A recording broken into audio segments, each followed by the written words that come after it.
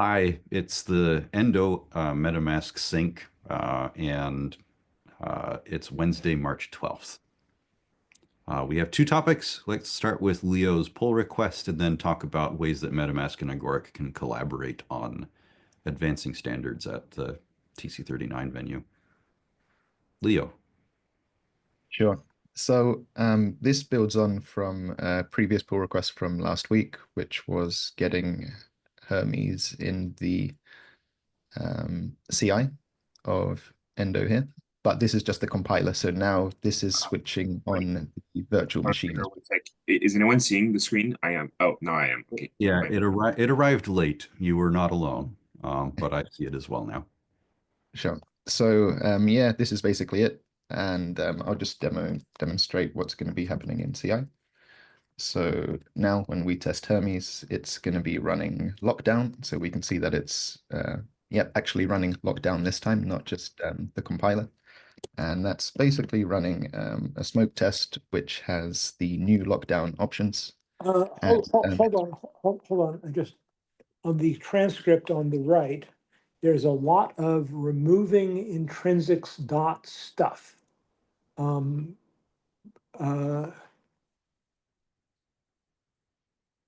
There's an alarming number of those. Yeah, that's right. Yeah, Hermes is not the most standard. Does Hermes still work once those are removed? So the next part of this, so yeah, Hermes, it's more about getting React Native to work after. So after this, so yeah, Hermes does work. There's no error, and we make sure that the Hermes version of eval is working. But React Native is what we want to get working after this. But yeah, Hermes is still functional after this smoke test. Okay. I only see three things being removed, which is promise LMN. The rest seems to be undefined prototype, which we had put for Hermes a mitigation that we're not going to fail if it's a null prototype, but the prototype property that exists. Right. There's no, Functions. it's a perfect alternation in the lines between the tolerating and removing. Right. So yeah, so all of the, okay, thank you. That I'm much less alarmed. Yeah, that's basically it. And it's in this pull request, which I've got ready. And yep, it's split into a few commits. Most of it is documentation and some refactoring, but yeah, the main meat of it is in this commit. I can go through each commit if we want. Do you want to show the meat of the commit? Yeah, sure. So it's mainly this one.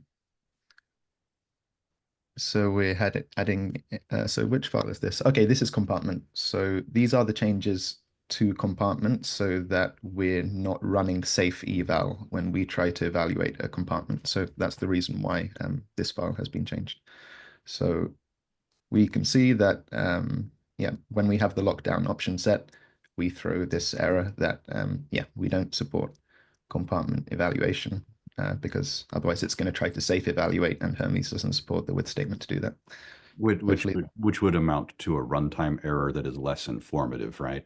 Yeah, Hermes syntax error, and it doesn't even say statement is not allowed. So yeah, it would be, yeah, it's very ambiguous. Okay. Okay, so that's So basically, this basically says compartments are not. You can create a compartment, but you don't get to evaluate anything in them. exactly.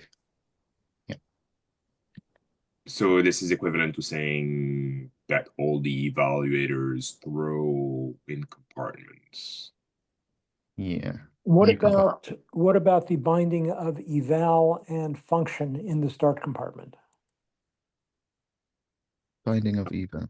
I'm guessing this is using the existing lockdown option to not replace those.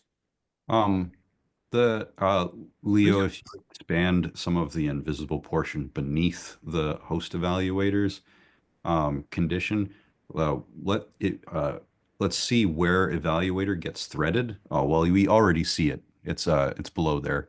It's set global object evaluators is using this throwing evaluator instead of safe evaluate, Mhm.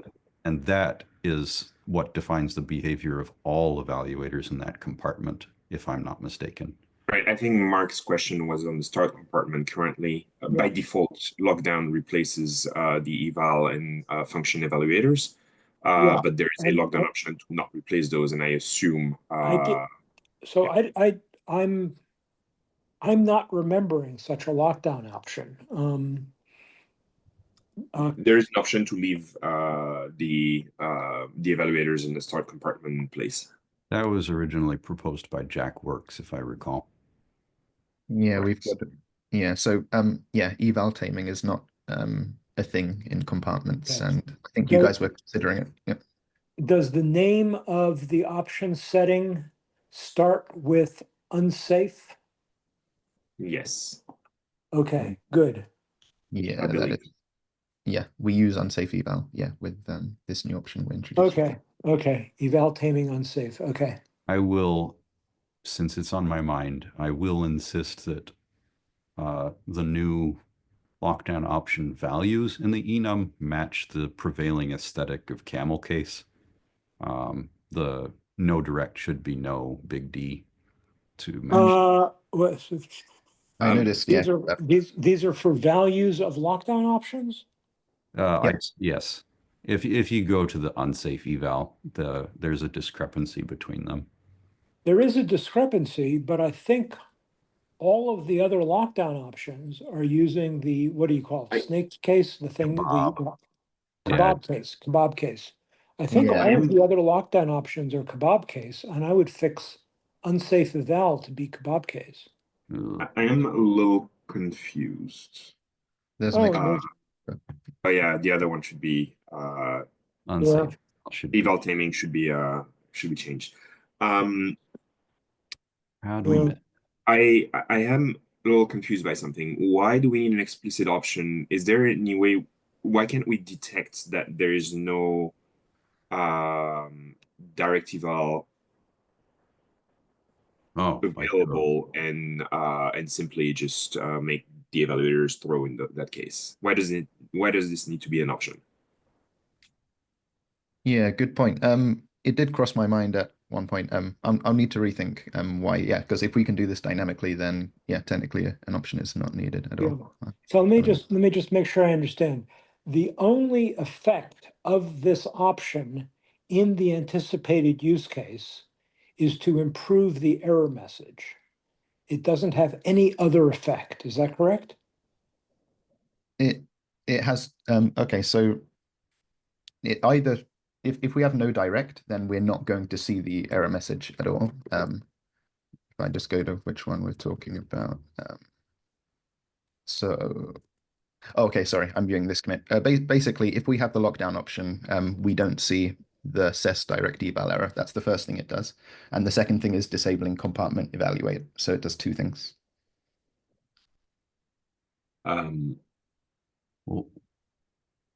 Wait, what? Okay. It's basically saying we're expecting not to have direct eval, so don't signal a initialization error that we don't have direct eval, because that is what we're expecting. And if we try to do it by detection rather than an option, then it might adapt to the absence of direct eval in an environment where we were not expecting the absence of direct eval. Right. Okay. So that makes sense to have as an option then. It does make sense to have as an option saying we opt in not having direct eval, and that's the behavior that we should have in those cases. Okay. Yeah. Okay. And the no direct itself there's nothing unsafe about it. So having it not start with unsafe hyphen, it should be fine. I would recommend name it something different, because no direct is not very clear. I would say no compartment evaluate. Yeah. There's no reason to conserve characters on these. Okay, so no compartment evaluate, and then is that going to be descriptive enough that it's going to be skipping this error? Yeah, and basically, know. direct eval is only required to have, and I would say that if you don't have compartment evaluate, then I mean, we need to make the problem with no compartment evaluate is the global evaluators that we also replace. But Okay. So the no direct or whatever we call it would only ever be used together with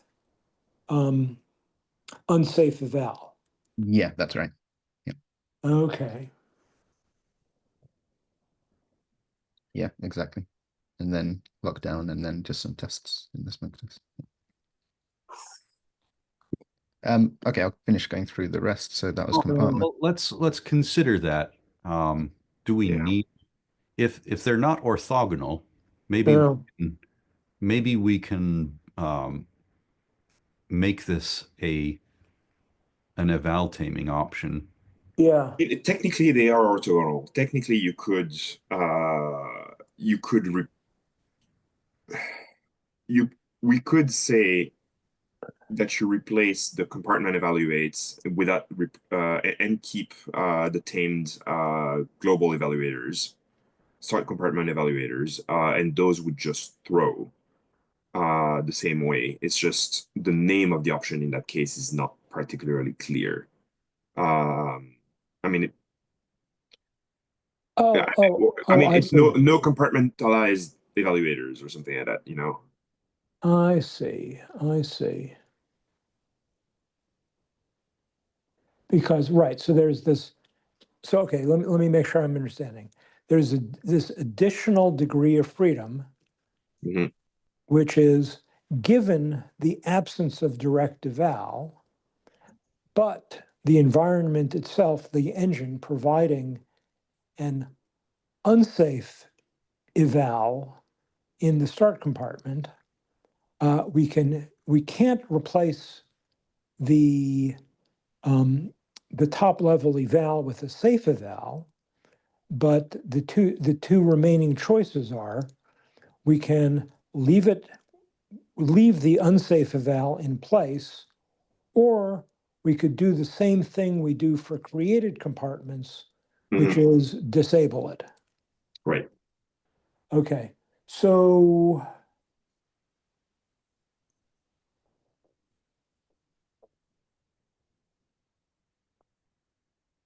they're not, I mean, they're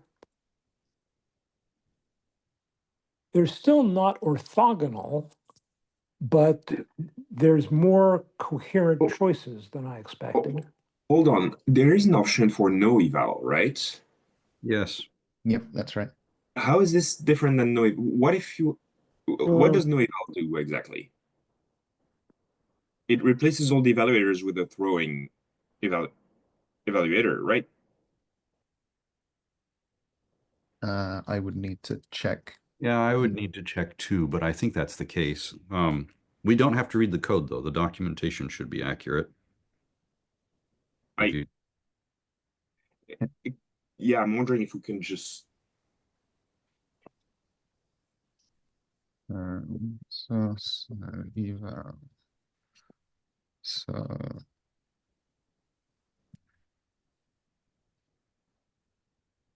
So we hit this point, and then we call no evaluate here and here. So I've also done a refactor because these were assuming it's safe eval, but it could also be no eval. So yeah, no Okay, eval gets so passed. in the motivating use case, with this Hermes use, is there any reason not to use no eval, which I think just use no eval, which I think is equivalent to the question, is there any reason to well, preserve the unsafe eval of the start compartment? I mean, I could see cases where people would want to preserve unsafe eval in the start compartment and have no eval in Okay, other compartments, but but but that just means we would need yet another option saying like okay, but the current motivating need is not one of those, and therefore can be accommodated without expanding the options. So if we need to expand the options, we can always do it later, but if we can meet our current needs without expanding the options, that seems attractive. I don't know. I haven't heard back.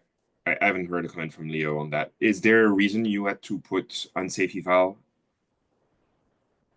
Like, is there, do you need eval in the start compartment?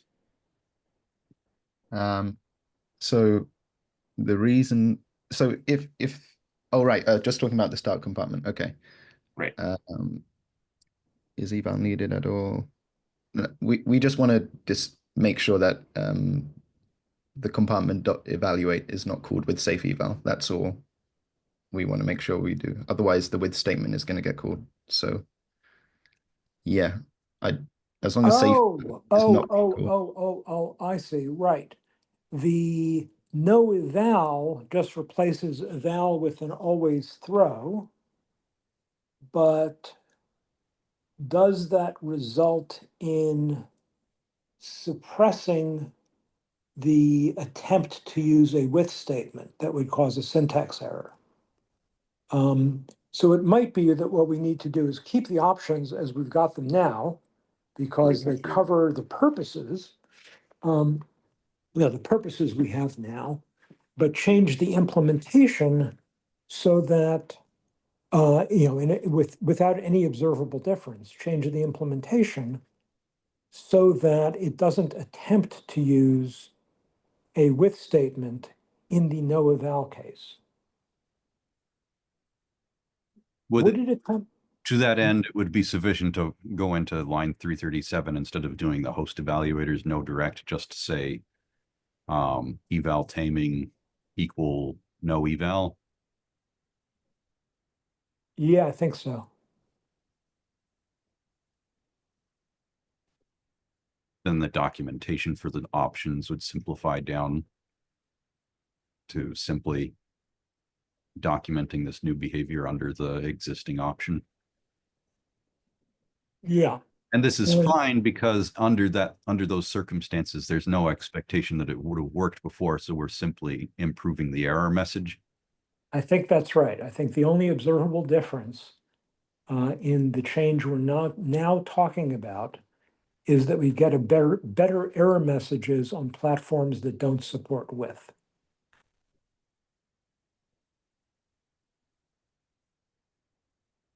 Yeah, I had this idea before and ZB pushed back on it.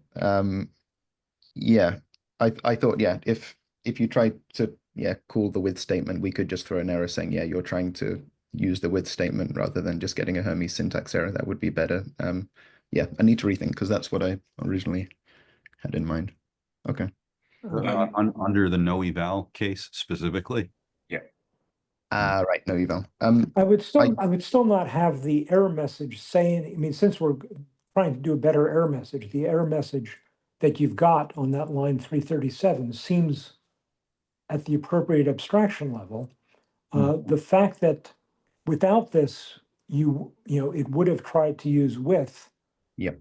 We at this point know enough to give an error message that's much closer to what the user is thinking about it, which is what's happening on line 340. I would not even. It does make me a little nervous that that this is about whether the platform supports eval versus supporting with blocks.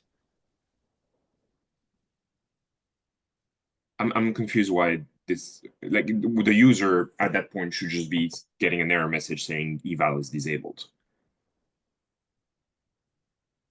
I'm confused. Maybe I'm missing. I think with no eval, that is shown way earlier. I was just gonna look for it here. So you are taming. So if it's no eval, let's just look at the higher references.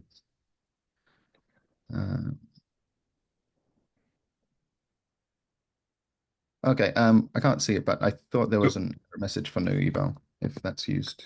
Could you just check what happens with just using the no eval, yeah, sure, eval taming, and trying to do a compartment eval and trying to do a top level eval. I would also remove the host evaluators thingy, no? Yeah, get rid of host evaluators. Oh, no, because that's the piece of that disables the check for direct eval support. Yeah, wait, we're no, gonna get no eval is meant to run an environment where eval is not supported. So I don't know. Whereas Yeah, this that's is that's what I'm curious about. Is Yeah. if you just say no eval, it should suppress both compartment eval and start compartment eval. But the question is, do we need to do something about the error messages? And I'm not sure. I mean, until we check, I'm not sure that the error message would actually be about the syntax error. One thing to note is we can't test compartments yet because there's a problem with remove unpermitted intrinsics. So compartments we're not testing yet, but we can see the result of no eval, which But you're still yeah, have host evaluators no direct, which yeah, means that this is what I okay. was looking for earlier. I couldn't find it, so I know that we did throw an error on no eval. It was somewhere here, I guess. But, let's see. Okay, maybe it's somewhere else. Oh, right. Okay, I'm not sure why I can't find it, but oh, right, it's in commons. Okay, sorry, we just literally throw that. Okay, I got it. So that's what's happening under no eval. Okay, so yeah, it's happening. Okay, so so bring it it to the sounds front. like we're already in good shape. Yeah, I'd like to think so. Yeah. So then, yeah, again. Yep, and if we don't give the option, then yeah, we would see the error that we'd expect. Yeah. So Says can I initialize eval? Okay, so basically what we need to do is making sure that when we have no eval, we don't trip up the direct eval error. Is that true that the only direct eval cases that we have are only if we have evaluators, right? Yes, yes, So because we have to encapsulate yeah, the original unsafe eval, and you have to use the original unsafe eval to do a direct eval. I am surprised that no eval doesn't disable this error. Because I really thought, I didn't realize no eval was simply to emulate, like no eval should disable this error because evaluators are not used, and we don't use direct eval in that case. Where do we emit the error? Right. When we're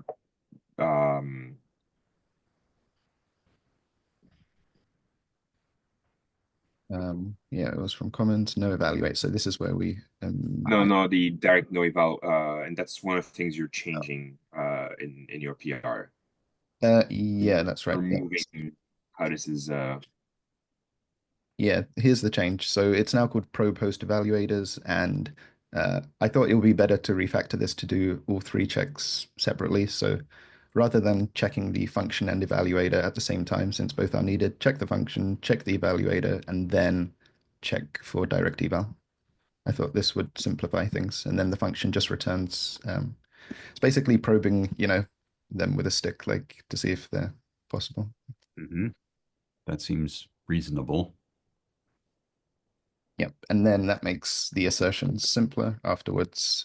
So once we've got the results, now we can do a bunch of extra assertions. So here are our previous ones, just asserting the lockdown options, and we got some warnings. And then, yep, once we do, this was assert direct eval available. Now it's called probe host evaluators. Then, yeah, we do some more assertions, and yeah, here's where we still have the original error if we're expecting the original intrinsic eval.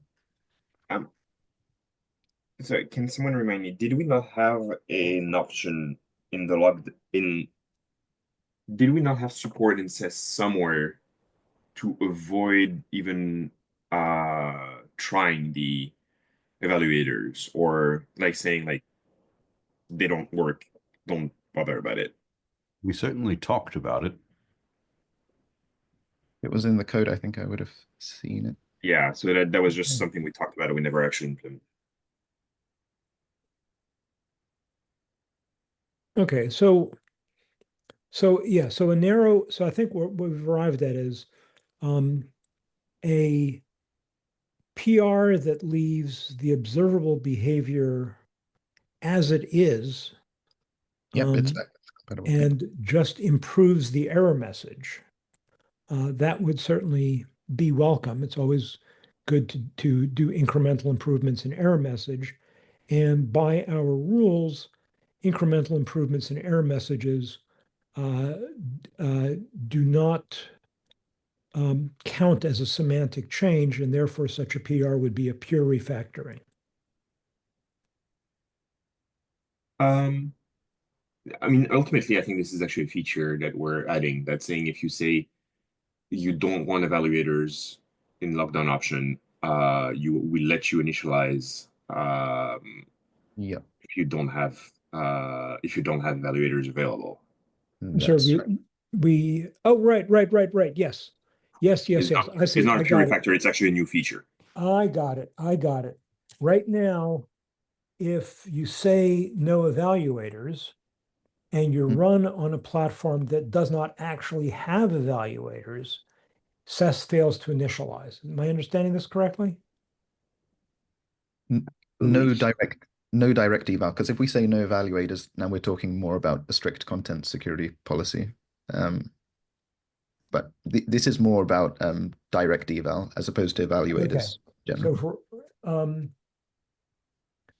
do we use so with content? So what happens with no eval combined with really no evaluators, like in content security policy?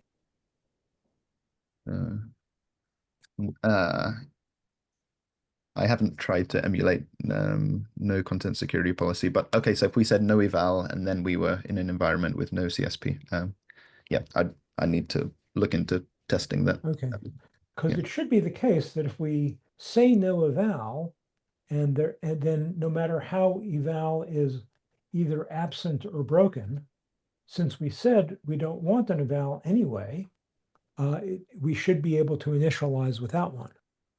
I believe there is an option in Node that disables evaluators. Don't remember now. Because it's basically content security policy for Node.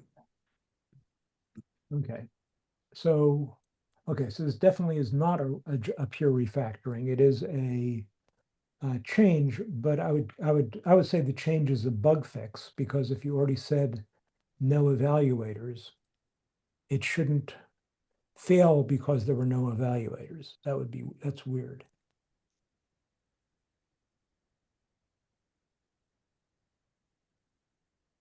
There's an option that's called disallow code generation from strings.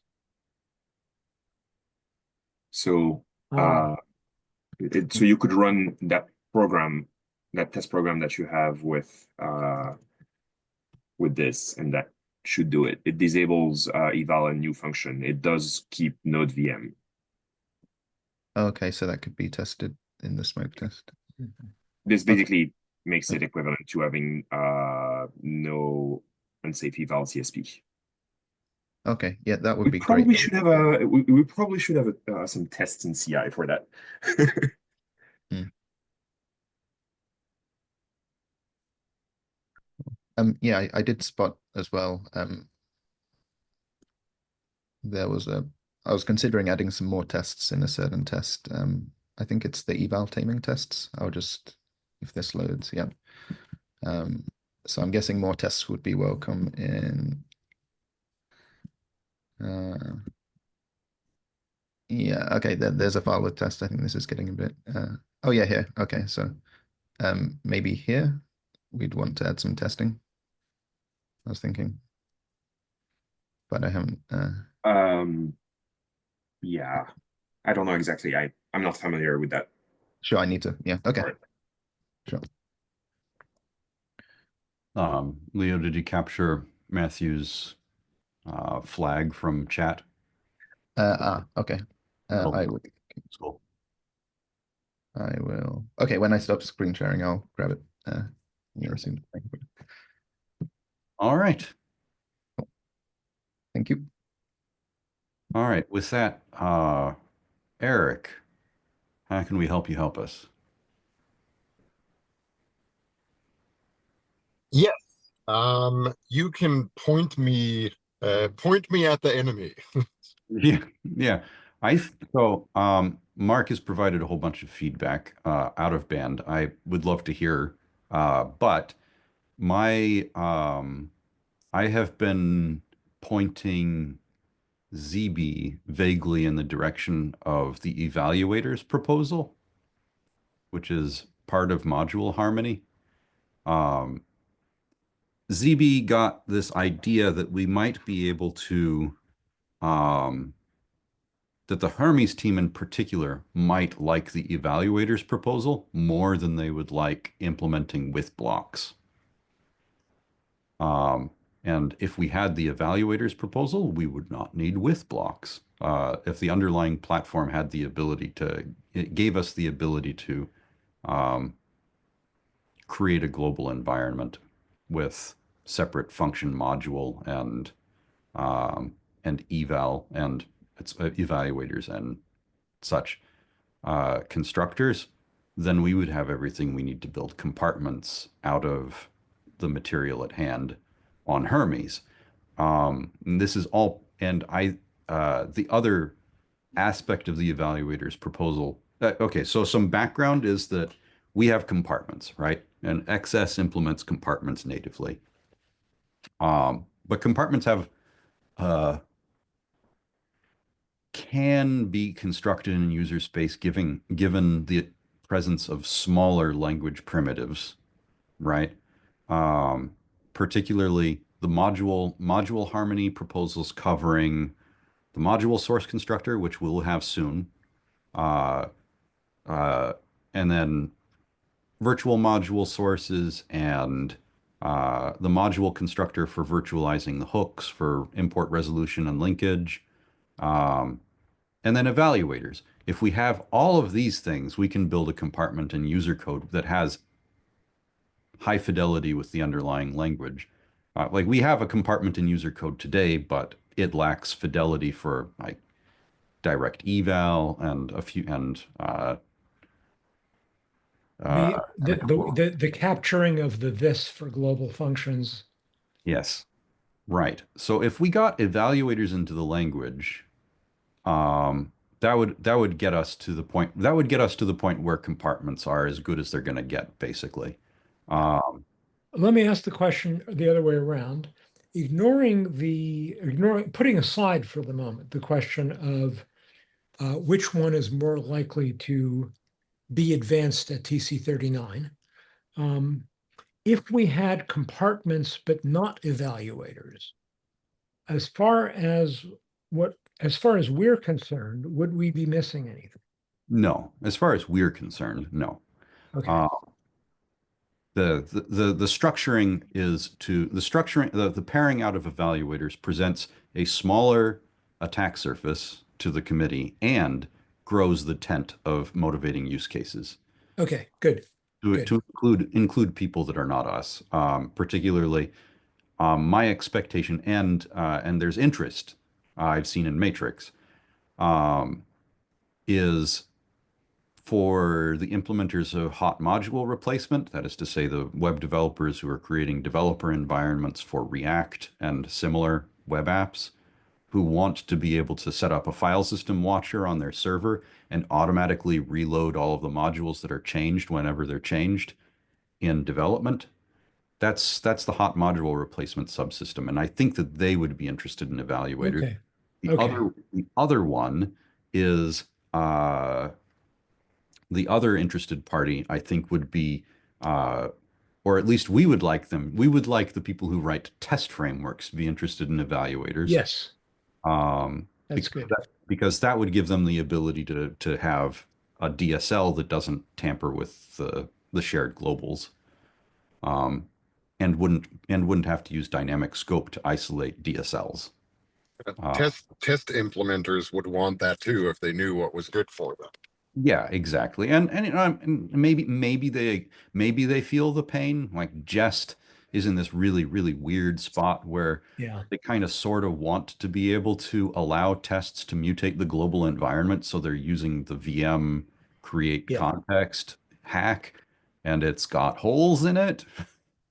Um, like every time a new global gets introduced, then Jest has to realize, oh, now here's another global that we have to duplicate from the VM environment that is currently being shared by all of our tests, and then it's tampered with. And yeah, now whether Jest should attempt to be resilient in the face of tampering to the realm or not is debatable. You can certainly write a test framework that doesn't strive to do that. But if you are going to strive to do that, you probably should have a separate global for each of your tests, and that's where evaluators would come in. And I see Matthew's hand. Yeah, I mean, global is one part. Like, there's also all the intrinsics. So I expect that an environment like Jest would not be capable of freezing all the intrinsics. So I guess they would have to take another approach, which is capturing all the intrinsics and restoring them after each test. Yeah, presumably. Yeah. Yeah. At the moment, they're just throwing it away and creating a new realm and borrowing all of the objects from it, which Right. has continuity errors if they mess up anything. Yeah, and the biggest issue I also see with test frameworks is that you're not guaranteed that by the time the test ends, Yeah, the test that case all ends, scheduled work is done. Yeah. that all the scheduled work is done. And so there are ways to work around that, which is basically to replace all the ways there can be I/O done, and basically making sure that no I/O work will trigger functions calls into the evaluated test case, uh, and uh, and using something like a set immediate to make sure that all promise reactions have run. So there are ways of making sure that no async code is gonna trigger later, but that requires virtualizing all the I/O, which is pretty expensive. Yeah. So, it isn't my aim to convince these folks that they shouldn't do what they're trying to do, but an attempt to recruit them given their life choices and preferences and values. Can we help each other? yeah. So that all sounds very good to me. I really like the big tent argument. A lot of the things that I've wanted in the language, I got in over the years by making the tent bigger than what I personally cared about. The, On the different global, I remember a couple discourse discussion about people wanting that. So it might be worth it to dig out those discussions and ping there and see like, hey, what are your use cases? yeah, at the end of the day, if like looking at where Shadow Realm is and how the web side of the browser implementers are now blocking it from advancing on the basis that they don't believe it is sufficiently motivated. We need a big tent Yeah. evaluators because it will be blocked on the same.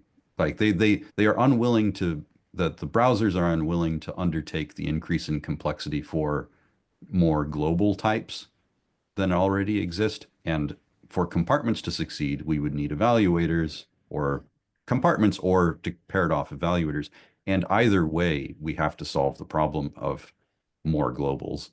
Yeah. Um, So one thing we're postponing in module harmony or compartments is trying to really aggressively virtualize the host hooks so that you can emulate any host on any other host. Given that we're going to push on evaluators first, not compartments first,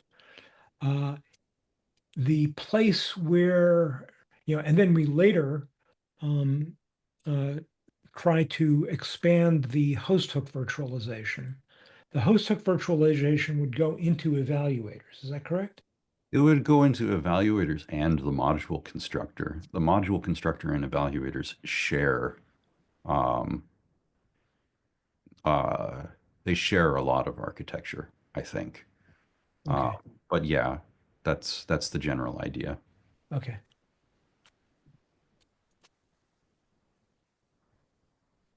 Yeah, to wit, the evaluators constructor provides an import hook that is almost identical to the behavior of the import hook that you press to a module.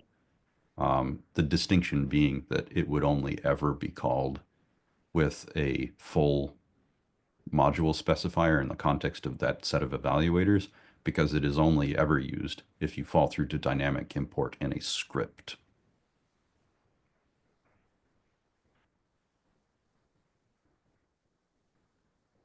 So, Eric, does this sound good to you?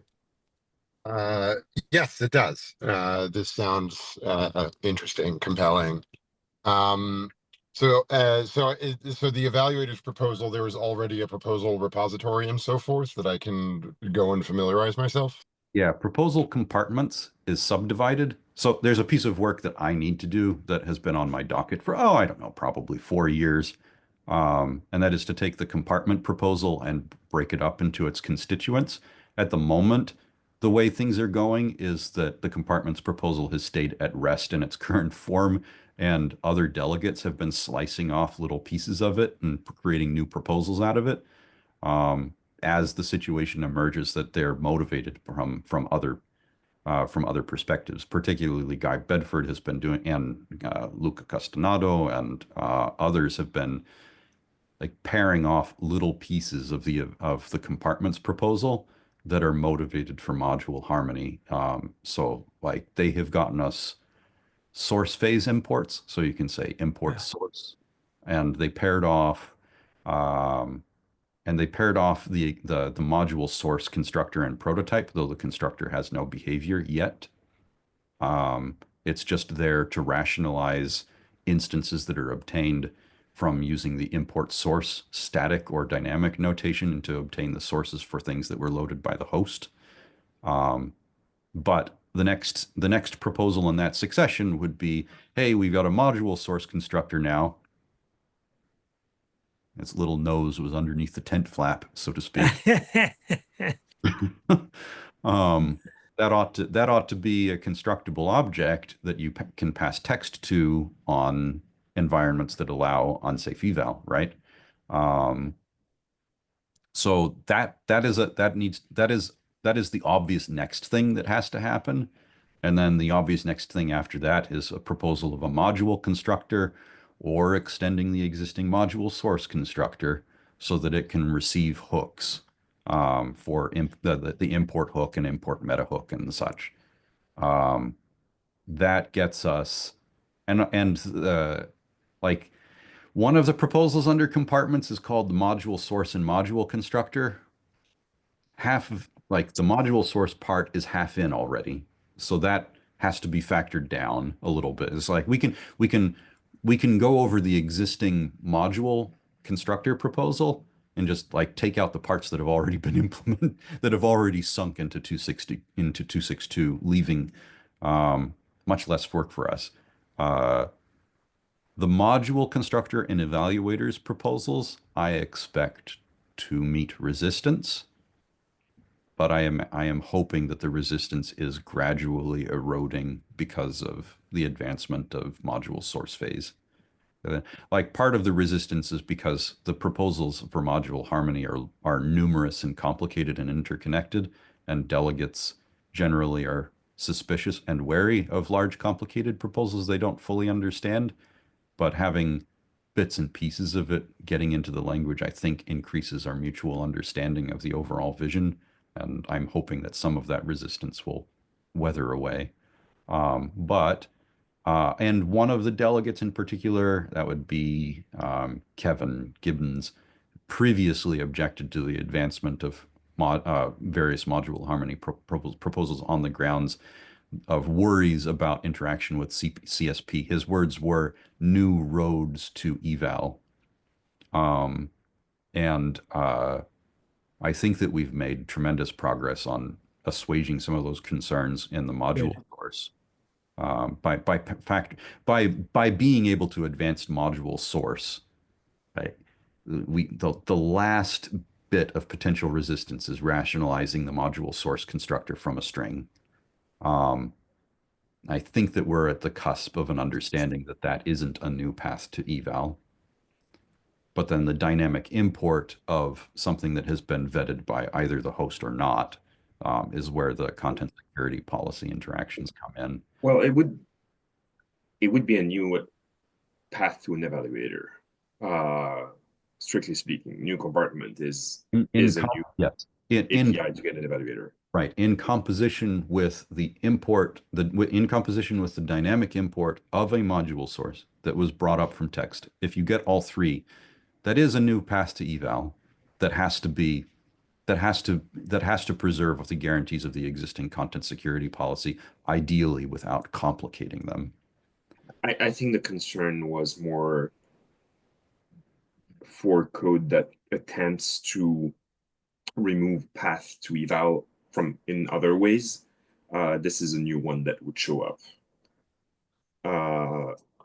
And I am not extremely sympathetic to that argument, because if you want, you should be scuttling all the new APIs that you are not aware of, but because those may have powers you're not expecting. Right.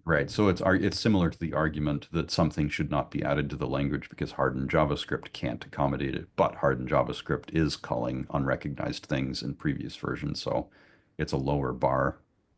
Right. We've let go of the requirement that you cannot add anything, so on. Like we've just said, like it needs to be documented on how hardened JavaScript. No. You're weakening it too much. What we want to preserve with hardened JavaScript is that a tremendous amount of code that follows best practices but has no awareness of hardened JavaScript, is not written to run under hardened JavaScript, nevertheless does run under hardened JavaScript. No, I was talking about the SES-shim, like how or the problem was about discoverability of new intrinsics. Yeah. Okay, I'm sorry. Yeah. Says like proposals need to document how to discover the intrinsics that are available from walking the global. I think, to be specific, we have let a number of proposals proceed despite that they would break the security invariance of SES, in the expectation that eventually we'll have a way to enumerate all hidden intrinsics that are not reachable from global property exploration. So we've done a very not worrying. We've done a very small amount of the new intrinsics prior to the addition of get intrinsics. And in at least the cases I'm aware of, and I would say our policy, our stance, is that the proposal with the new intrinsics has to include, at least in the explainer, not necessarily in any normative material, but in the explainer, has to include code for discovering the intrinsics. Yes. Okay. My point here was that any code that attempts to deny evaluators by just removing them is wrong in thinking they can just rely on their knowledge of what current evaluators are, and that a new evaluator may show up at any time as a new. I see. Okay.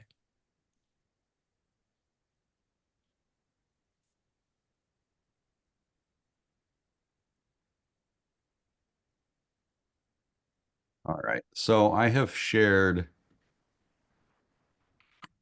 in our shared Slack channel the link to the compartments proposal, and I see Chip's hand.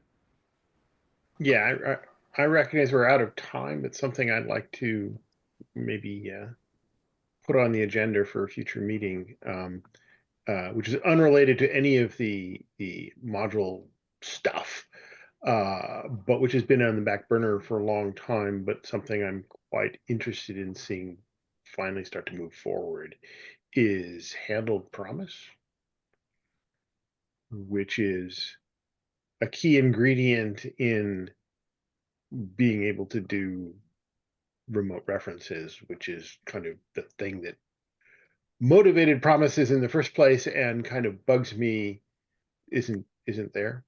Yeah, the handled promises that we have done and that we did think about proposing are actually not, well, actually, hold on. No, forget the ones we've done. There was part of the proposal that we simply couldn't do in the language, but with that proposed, if the thing we're proposing gets into the language, then maybe that's adequate to support durable promises. The handled promises we've got were not designed with durability in mind. Yeah, I'm less concerned with the specifics of the particular proposals that we've been juggling up until now, but more with the fundamental underlying idea that we're trying to support. It's just that I'm just a little concerned that we have been, that we have let that sit on the back burner for a very long time. Yeah, mostly because of other things that we judge to be a higher priority. But I just want to kind of put a little bit of more heat on it. Yeah, it's important. It's important, and I agree that we would love to get those advanced, and it would be having eventual send advanced would be lovely. I think that it's not time. Eventual send is different. So let's be clear. Like Endo promise is the one that needs to come first. Sure. And I think Michael, Mark, and I need to get together to figure out what needs to change there to be able to support durable promises and stuff like that. Some of the use cases we've seen with async flow. So even with all of those questions answered, I think it's still too soon. We weren't able to get promises into the language until a lot of people knew about them. Like a lot of skeptics had to know about them and be slain. And the biggest, I understand that, but it sort of frustrates me that, I mean, I continue to come back to the thing I keep hammering on, which is until this is in the languages, promises are not done. It's like we don't really have promises because we can't actually use them for the key motivating use case. The biggest problem that we're gonna encounter is motivating use cases. The community, like the motivating use case for handled promise is really when used in conjunction with eventual send. And the community has moved towards a model where if you want to interact with a remote object, you're gonna use a proxy. You're gonna use a what? A proxy. So when you say in the community, where is this happening in the community? I don't know about Battler workers, Comlink, a bunch of like communicating JavaScript agents are using a model where you just have a proxy and you use dot notation to interact with a remote object. Is this a JavaScript proxy? Yeah, it's a JavaScript proxy, like basically the equivalent of an O proxy. And the thing it can't do is pipeline, right? Yeah, and they could pipeline. Well, they also lose the notational distinction between synchronous and asynchronous. The community does not care about that. Yeah, the community does not care about that. Well, so they don't care about pipelining. I mean, well, there are a They couple of do. committee care members about in pipelining. particular who have become my sort of Cloudflare workers does do pipelining. Some people keep bringing up ways of doing pipelining with by changing the syntax without realizing they can actually do it on their own. So people keep coming up with like use cases where they want pipelining. And in some places it is implemented. The thing they do not care about is the syntactic uh, difference between interacting with a remote object or a local object.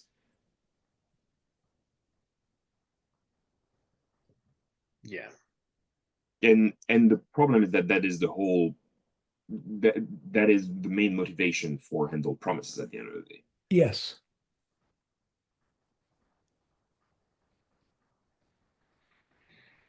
If you make asynchronous interaction look the same as synchronous interaction, you have code that cannot be reliably reviewed. Yeah, I understand. It's just the community doesn't care about things like that. They don't care about yeah. I understand. I understand. That's not something we can compromise on from our side, so we're stuck. Yeah, it's just that I think we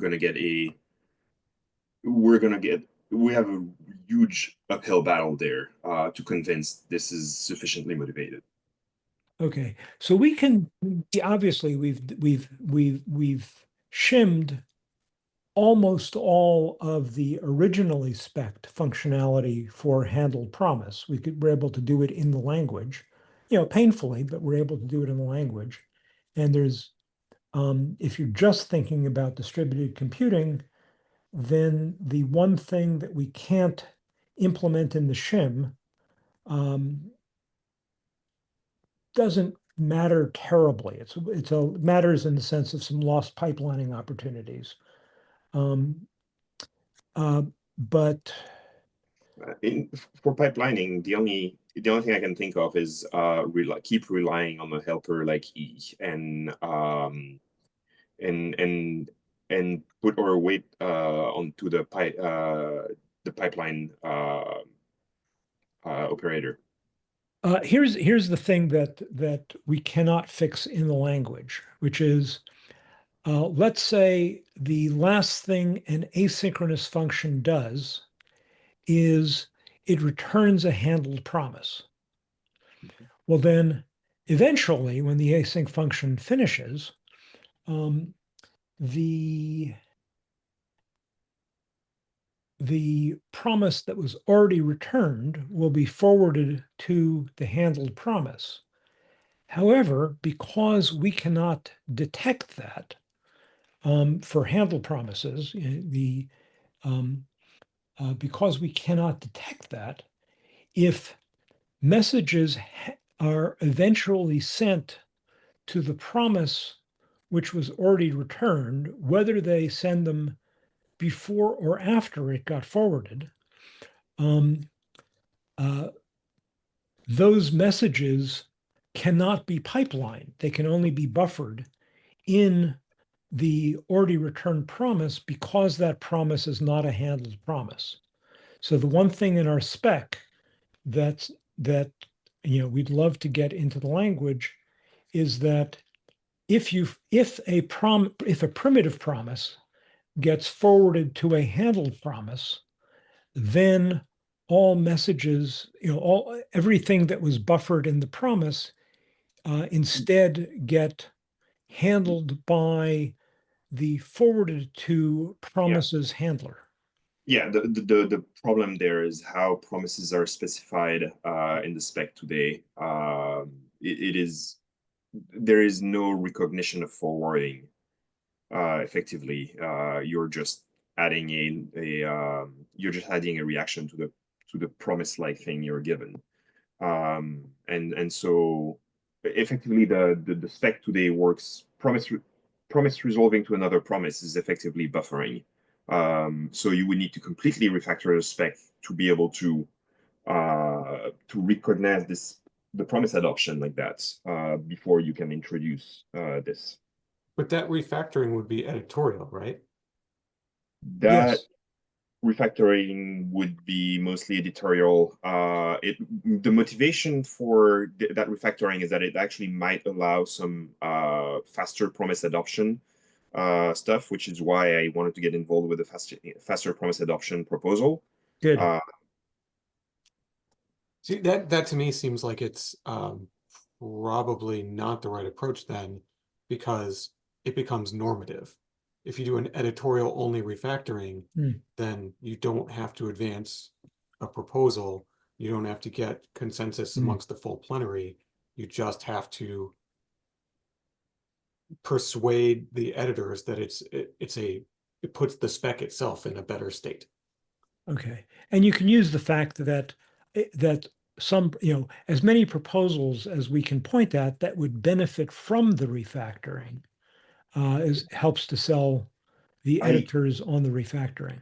I don't know if it is a pure editorial refactor to recognize adoption, because if you collapse your reactions, effectively you may end up observing that they were collapsed by if you count ticks.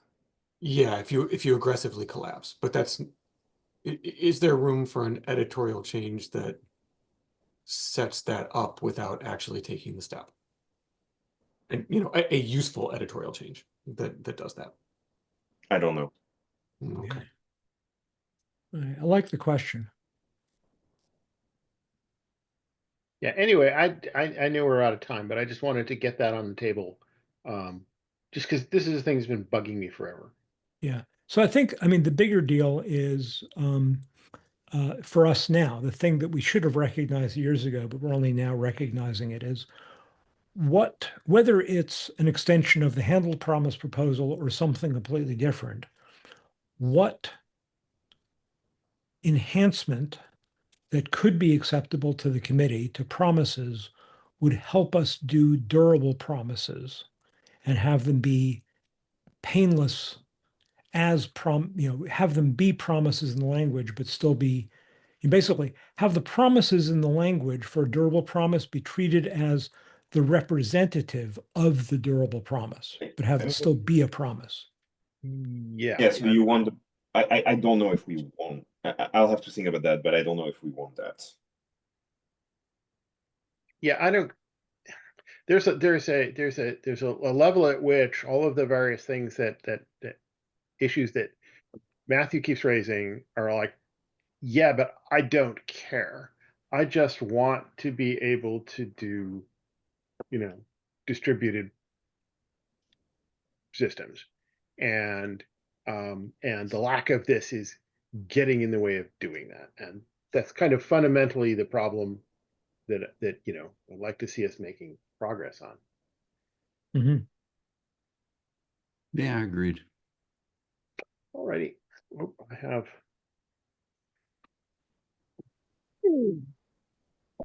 Yeah. People who want their lunch. What's the cat's name? This is Mila. Hi, Mila. Oh, she looked at me. Yeah. Yeah. She's a little skittish. Her brother we called Dude. I said, Dude, what are you doing? The dude abides. He does. Okay, I'm gonna call it a recording. Thank you Okay. for attending the Endo Agoric MetaMask sync.